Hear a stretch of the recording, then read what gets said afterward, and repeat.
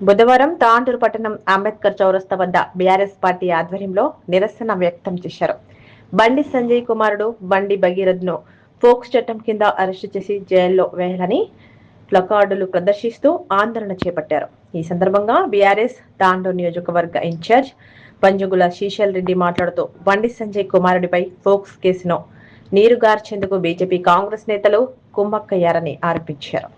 బండి భగీరథ్ విషయంలో కేసులు పెట్టకుండా కాంగ్రెస్ ప్రభుత్వం తస్తారం చేస్తుందని మండిపడ్డారు. అయితే బాధితురాలికి న్యాయం చేయాలని బీఆర్ఎస్ పోరాటం చేస్తుంటే బీఆర్ఎస్ పై నిందలు వేస్తున్నారు. బీఆర్ఎస్ పార్టీనే బాధితురాలి కోసం నిజాయితీగా పోరాడుతుందని స్పష్టం చేశారు.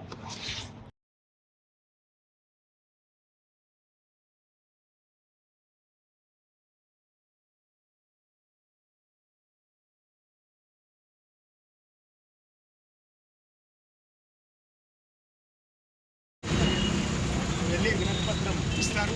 మనం అందరం కూడా ఇక్కడ నిల్చున్నాం. ఇద్దరు ముగ్గురు పైకి వెళ్ళి ఇస్తారు. ఆ వినతి పత్రం మీరు అడిగినారు కదా, బీఆర్ఎస్ ఏం కోరుకుంటారు? కాళ్ళు చేతులు ఇరగొట్టాలని బీఆర్ఎస్ అడుగుతారు. ఇద్దరి కాళ్ళు ఇరగొట్టాలి. తక్కువ రాజ్యాంగ ప్రదాత డాక్టర్ బిఆర్ అంబేద్కర్ మహాశయునికి వినతి.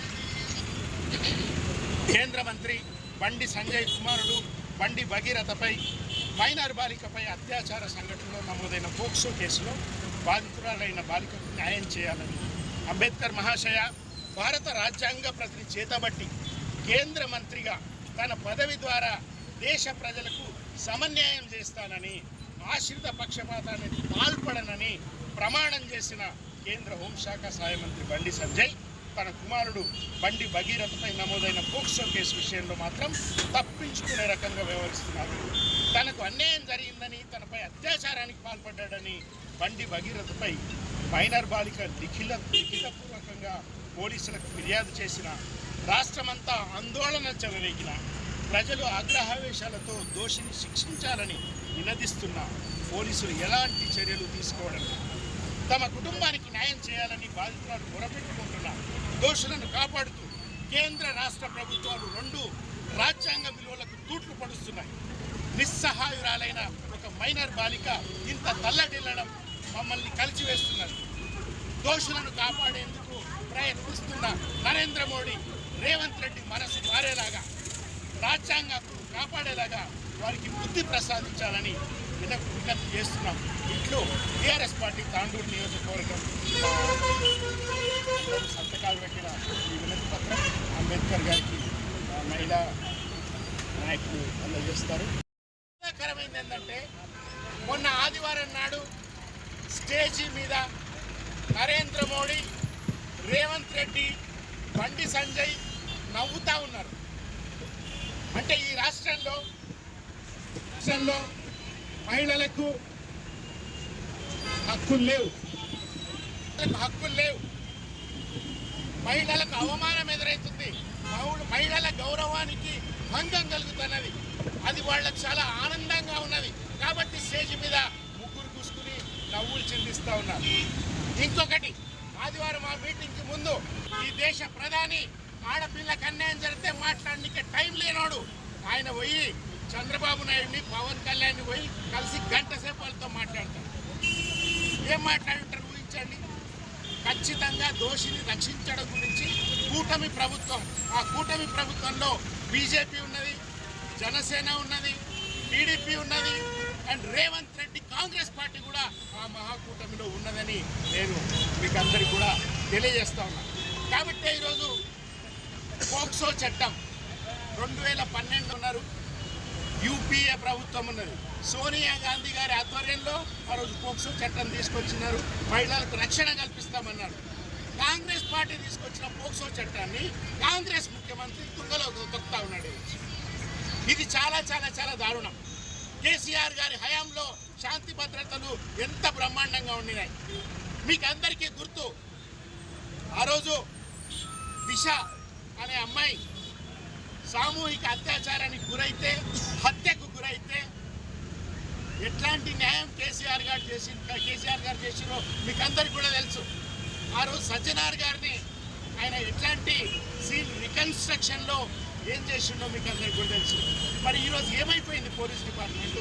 సజ్జనార్ గారు కూడా ఒక కమిషనర్ ఆఫ్ పోలీస్గా ఉన్నారు. ఈరోజు ఏం జరుగుతున్నది? ఈరోజు చాలా చాలా చాలా బాధాకరం. ఖచ్చితంగా ఈరోజు బండి సంజయ్ కానీ బండి భగీరథ కానీ చట్టం ముందు నిలబడాల్సిందే. ఈ కాంగ్రెస్ పార్టీకి, రేవంత్ రెడ్డికి పూర్తిగా సిగ్గు తప్పిన రేవంత్ రెడ్డికి ఆయనకి మాటలు మిగలలేదు. మొత్తం సమాజం అంతా తిరగబడతా ఉంటే సోషల్ మీడియాలో అందరూ మామూలు జనం ఇదేదో మేము మీకు కండువాలు వేసుకుని ఉంటే బీఆర్ఎస్ పార్టీ రాజకీయం చేస్తుందన్నారని కూడా ఎవరికి అవకాశం ఇవ్వకుండా మామూలు ప్రజలు సోషల్ మీడియాలో కానీ బయట కానీ చాలా విపరీతమైన ఆందోళన చేసి రోడ్ల మీదకి వస్తే ఇక తప్పదురా భగవంతుడా అని రేవంత్ రెడ్డి గారు సిట్ వేసారు. ఆ సిట్ అంటే ఏం తెలుసా? సిట్ అంటే కూర్చోవడం. బండి భగీరథ నీకేం కాదు నైనా, నువ్వు హాయిగా కూర్చో, లండన్లో కూర్చో అని ఆ సిట్ అర్థం. కాబట్టి ఆయన సిట్ వేసిండు, కాబట్టి ఆయనని లండన్ పంపించిండు. ఏమాత్రం సిగ్గులేని రేవంత్ రెడ్డి, ఏమాత్రం సిగ్గులేని నరేంద్ర మోడీ ఈరోజు మన పాలకులుగా ఉన్నారంటే చాలా శోచనీయం. అది ఈరోజు ఎట్లాంటి రక్షణ మహిళలకు కల్పించరు. పైగా బండి సంజయ్ అనేవాడు వాళ్ళ ఇంటికి పోయి ఒక జర్నలిస్టు, నా ఎదురుగా జర్నలిస్ట్ మిత్రులు ఉన్నారు, ఏమన్నా అనాలంటే జర్నలిస్టుని బాధ అవుతుంది నాకు. కానీ సంగప్ప అనే ఒక జర్నలిస్టు, బీజేపీలో జాయిన్ అయిన సంగప్ప అనే జర్నలిస్టు బ్రోకరిజం చేస్తా బండి సంజయ్ని ఆ అమ్మాయి వాళ్ళ ఇంటికి తీసుకుపోయి ఆడ పంచాయతీ పెట్టింది. కేంద్ర మంత్రి, అది కూడా ఉద్దుత్తి మంత్రి కాదైనా హోంశాఖ మంత్రి, ఆ అమ్మాయి క్యారెక్టర్ అసాసినేషన్ చేస్తే నీ కూతురు ఎంతమందితో తిరిగింది అనే మాటలు ఆయన మాట్లాడిందని ఆర్ఎస్ ప్రవీణ్ కుమార్ గారు బయట పెట్టింది. నేను పెళ్లి చేసుకోమని పెట్టాడు. ఇంకోటి తెలివి తక్కువ మినిస్టర్ పొన్నం ప్రభాకర్, వాళ్ళది ఒకటే కులమంట, పెద్దలు కూర్చొని మాట్లాడి పెళ్లి చేయండి అంటాడు. సిగ్గుందా ఈ మంత్రులకి? పెళ్లి చేస్తారా? బొక్కలు వేయాల్సిన వాడిని, ఇంతకుముందు వీరేంద్ర అని చెప్పినట్టుగా బొక్కలు వేయాల్సిన తండ్రి కొడుకుల్ని వాళ్ళందరినీ పెళ్లి చేస్తారు. వాళ్ళకి మీరందరూ ఇకిలించుకుంటా వెనకేసుకొస్తే ఈ ప్రభుత్వాలు మనకు ఉండాలనా? నేను ప్రజలందరికీ విజ్ఞప్తి చేస్తున్నా, రాబోయే ప్రతి ఎన్నికలో కూడా, అది స్థానిక ఎన్నికలు కావచ్చు, అసెంబ్లీ ఎన్నికలు కావచ్చు, పార్లమెంట్ ఎన్నికలు కావచ్చు, ఈ దొంగన కొడుకుల్ని ఓడించి ఇంటికి పంపిస్తే తప్ప బీజేపీకి, కాంగ్రెస్ పార్టీకి బుద్ధి రాదు. ఈరోజు రాజ్యాంగ నిర్మాత బాబాసాహెబ్ అంబేద్కర్ దగ్గరికి మేము ఎందుకు వచ్చినామంటే ఆయనకి వినతి పత్రం ఇవ్వడానికి వచ్చాం. ఆ వినతి పత్రంలో మేము రిక్వెస్ట్ చేస్తున్నాం, ఓ మహనీయుడా జర వీళ్ళకి బుద్ధి తెప్పి, వీళ్ళకి ఈ పాలకులకు బుద్ధి తెప్పి అని కోరడానికి వచ్చాం. ఛానల్ ని సబ్స్క్రైబ్ చేయండి. అలాగే ఇక్కడ ఉండే ఈ గంట సింబల్ ని క్లిక్ చేయండి.